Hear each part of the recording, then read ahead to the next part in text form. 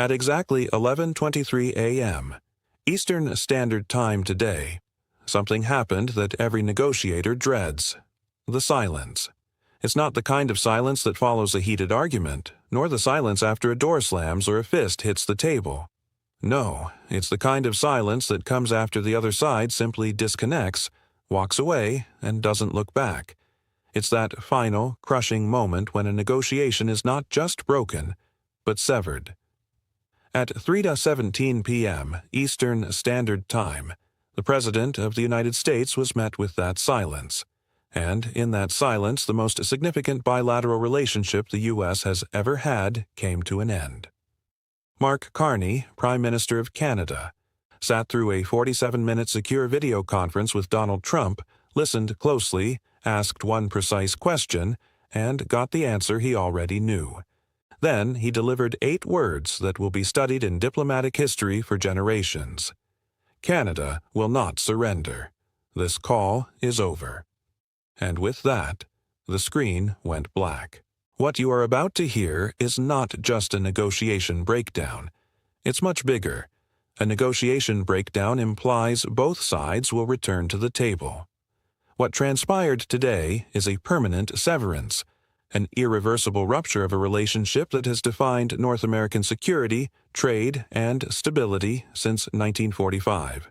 Canada isn't waiting for a better deal. Canada isn't making a calculated play for leverage. Canada is walking away. And the United States, caught off guard, has no means, no leverage, and no strategy to pull them back. In the next few minutes, I'm going to walk you through exactly what happened during that video call. Every word, every demand, and the precise moment Trump lost Canada forever. I'll reveal the internal White House reaction when Carney disconnected and why senior officials are calling it the worst diplomatic failure of Trump's presidency. I'll show you what Carney announced 90 minutes later in Ottawa and why his 6-minute press conference was far more devastating than any speech he's ever given. The consequences are already cascading through global markets, alliances, and military structures in real time. I'll also explain the psychological profile comparison that shows why Trump never stood a chance in this negotiation and why Carney was always destined to walk away. Stick with me, because I'm about to give you 3 possible scenarios for what North America will look like 6 months from now, with no diplomatic relationship between the 2 countries that share the longest undefended border on Earth.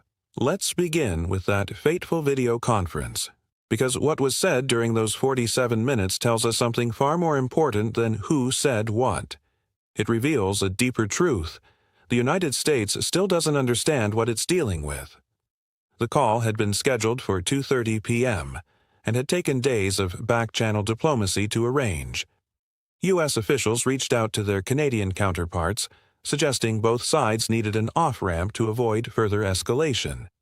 Canadian officials agreed to the call, not because they believed progress was imminent, but because Carney wanted to give Trump one final opportunity to demonstrate that negotiation was possible, that the United States could treat Canada as more than a subordinate.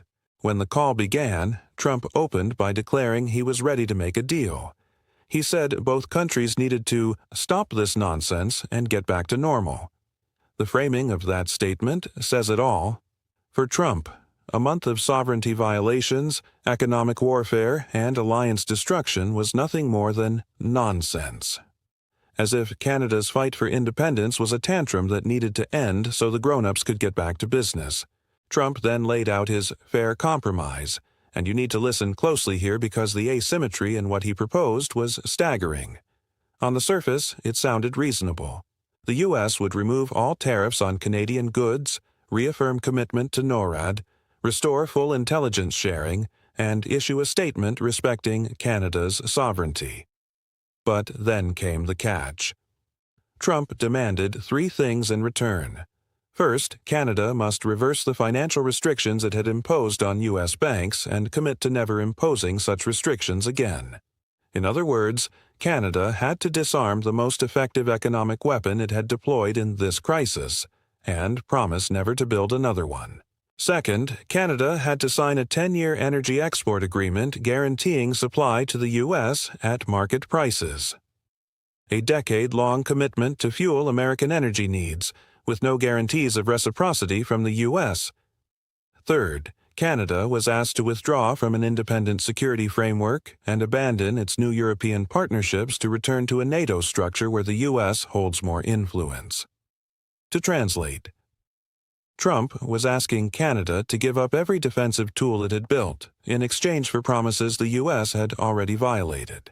That's not a compromise. That's a demand for unconditional surrender dressed up in diplomatic language. And Carney saw right through it. After listening to Trump's entire proposal without interrupting, Carney asked one simple, surgical question. Mr. President, are you offering to negotiate these terms, or are you presenting them as non-negotiable conditions? That question was a test.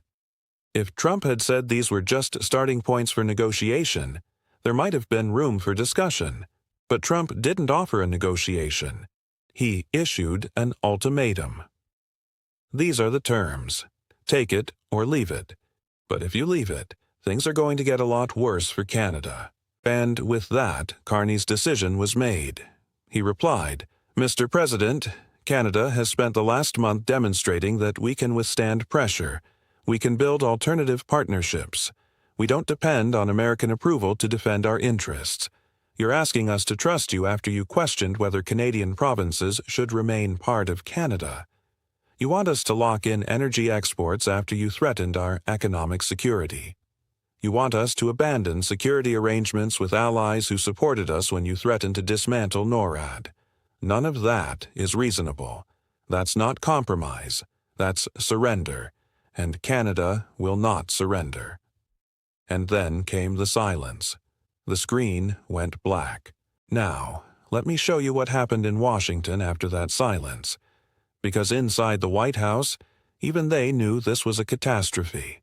Sources say that when Carney disconnected, there was complete silence in the Situation Room for several moments.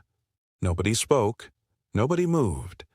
It was raw disbelief from a man who has always believed that no one walks away from him. Trump reportedly broke the silence by saying, "He hung up on me." Not an analysis, not a strategy, just shock.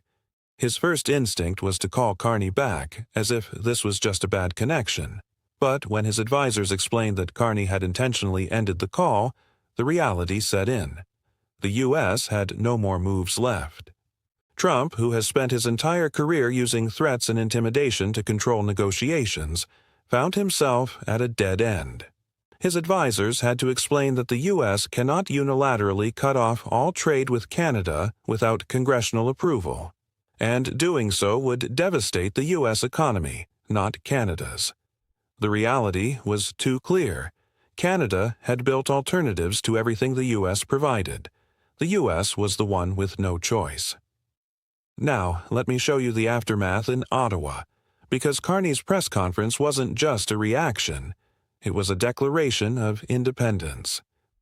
At 4:47 p.m., Carney stood at the podium in the National Press Theatre. He spoke for less than 6 minutes, took no questions, and in those 6 minutes, he obliterated the last possibility that the U.S.-Canada relationship could ever be repaired under Trump's administration. He announced that Canada would suspend all negotiations with the United States indefinitely. No next call, no back channel, no envoy. The diplomatic machinery between the two countries was shut down. Carney laid out his vision for Canada's future: independent security capabilities, diversified energy markets, and a financial firewall to protect Canada from U.S. interference. In 6 minutes, Carney positioned Canada as the reasonable party and the United States as the obstacle. He sent a clear message to every ally watching: independence from Washington is not just possible, it's preferable. And he did it with the calm, measured precision of a central banker, not a politician making a speech. This is what control looks like. This is what leverage looks like when it is held by someone who knows exactly how to use it. And when the markets reacted, the verdict was clear. Canada had won. The Canadian dollar strengthened by 1.7% against the U.S. dollar, while U.S. energy stocks fell sharply. The markets understood what Trump didn't. Canada had already prepared for this. The European response came swiftly. France, Germany, and the UK issued a joint statement expressing respect for Canada's decision and offering to deepen partnerships in defense, trade, and economic cooperation. In that moment, Europe chose Canada, not the US, and the biggest shock? The NATO transformation. Canada is now funding a new $8.2 billion security framework, setting the precedent for NATO to function independently of U.S. leadership. This is the beginning of a shift in global security dynamics, one that the U.S. can't stop. But the hardest blow to the U.S. economy is yet to come. Canada's commitment to diversify its energy exports is already reshaping the global energy market. U.S. utilities and refineries are facing the reality of higher energy costs, and American consumers will soon feel the impact on their bills. This was not a negotiation. It was a seismic shift in the balance of power. And the U.S. now faces the consequences of treating its most important partner as a subordinate. The price of that mistake is about to be paid.